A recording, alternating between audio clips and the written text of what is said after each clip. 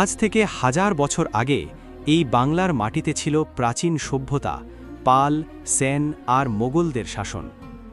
১৯০৫ সালে প্রথমবার ভাগ হলো বাংলা, আর তখন থেকেই শুরু স্বাধীনতার স্বপ্ন।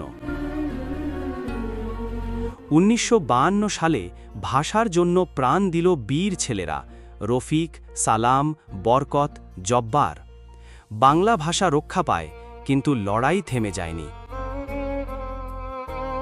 ১৯৭১ সালে দীর্ঘ ৯ মাসের যুদ্ধের পর ৩০ লাখ প্রাণের বিনিময়ে জন্ম নেয় স্বাধীন বাংলাদেশ। ১৬ই ডিসেম্বর বিজয়ের দিন। একটি পতাকা উড়ে যায় আকাশে, লাল সূর্যের বুকে সবুজের স্বপ্ন নিয়ে।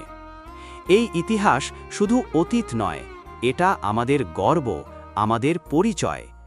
ভালোবাসো বাংলাদেশকে, কারণ ইতিহাস বলে আমরা হার মানি না।